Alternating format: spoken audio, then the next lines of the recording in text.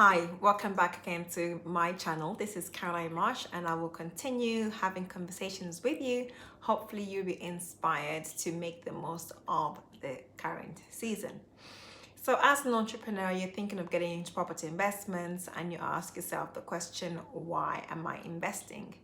And $1 million question, because you want to know, am I investing for cash flow or am I investing for future capital growth? So if, for example, you want to buy a property and you've got, quite a substantial amount of money under your belt, whether in assets or liquid cash, you may consider a strategy that will ensure that you put your money in an investment vehicle that is going to benefit you long term. Now, there's obviously a number of people that are in that category whose aim is to try and buy assets right now that will yield them better returns, but also looking at capital growth.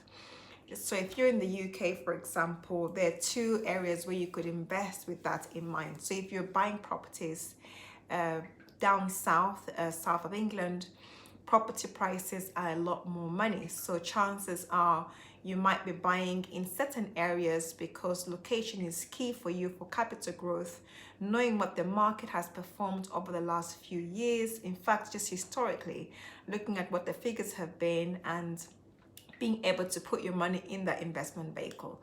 So you pack your money and the money is there. So you're not too bothered about the rent because your job is pretty much focused around capital growth. That's one strategy. So there are those who are doing that and that works for them perfectly well. And then there's another category of people who are investing for cash flow. So you have to understand investing for cash flow, totally different ballgame altogether, because you're looking to maximize on rental income. So it's understanding, how do I make the most of this particular property investments so I can get more rental, so I can get more income coming through. Okay, so again, your circumstances will determine what you can and what you cannot do. At the same time is your availability of time. If you want to invest in properties that are going to give you, more cash flow, your job is to identify which property strategies will give me that level of return. So if I was buying maybe properties in London that I'm building on to bank for capital growth, or parts around London, quite expensive areas, then I would pack my money there, knowing that in 10 years time, 20 years time, when I need maybe to either access that money or whatever my investment strategy is for, that I could always, bank on that one. But for rental income, I'm pretty much looking for who shall I target as a target market that I should provide this particular house or homes for. So bear in mind, we're talking residential, okay? I'm not talking commercial at all around residential properties.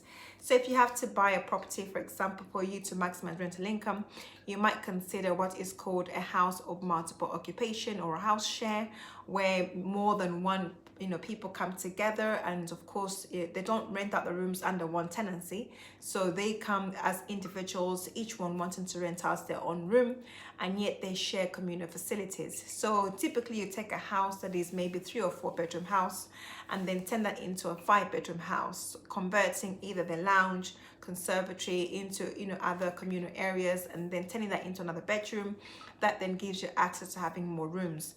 Now you do this obviously with bearing in mind you need planning permission if you're going to have to change some major structural changes and adding more rooms.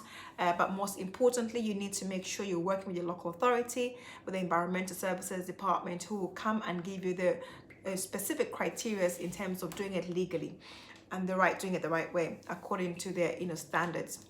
So if that was the model you're trying to take into account, that would then definitely help you in getting yourself started as an investor that is seeking for rental income. Now that works well if you are you've got access to some cash. At the same time, it is quite cash intensive. You can be very creative if you don't have enough money by being able to work with other investors and see if you come up with a joint venture opportunity. You have the skill, the knowledge, the know-how, and the time to do it.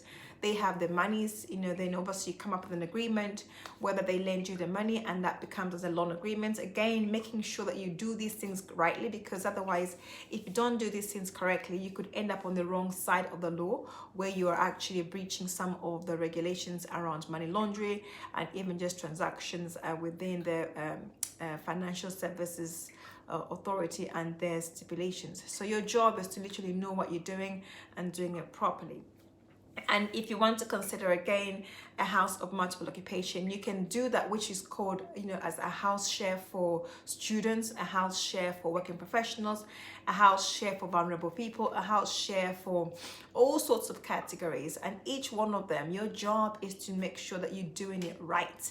Okay, so when I started off my own journey, we worked on a house of multiple occupation for working professionals. So what we did, we supplied quality accommodation to working professionals, and that meant people that could not afford to get on the property ladder, they would obviously come into contact with us, and we'll be able to help them with the properties and get that started. And therefore they have a room that they rent out from us, and we pay all their bills, council tax, gas, water, electric. They only have one bill to pay. So it's the best scenario for them. And of course, they get cleaner coming in and pay for all their Wi-Fi and so on and so forth. So you just make it like something that you're providing a service, helping somebody else. If you were in that predicament, what would you want to do? How would you want to, what sort of a home would you want to live in?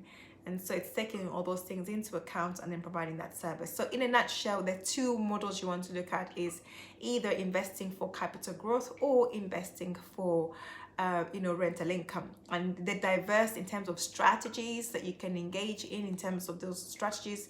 I mean, there's so many out there, but obviously I've mentioned your HMO, house of multiple occupation, for student-leds, working professionals, other service users. So your job is just, and it's, there is huge, okay? The industry is quite vast. So in terms of how you can position yourself and be able to maximize your rental income. So I hope that you've been blessed and that you stay on, because I'll come back again and give you more insights around the nitty-gritty of setting up as a HMO. Okay, the goods, the bad, and the ugly of what the industry is all about. People talk about, yes, I want to become an investor, and not know some of the key challenges that you come across. But hey, what are we? Problem solvers. So I hope that you be blessed and begin to think, what would you do if you don't have the money to invest right now? You're not too sure what to do. I'll talk to you in the next session where I talk about what are the 3 things that you want to work on so you can be smart and be ahead of the ball game. God bless.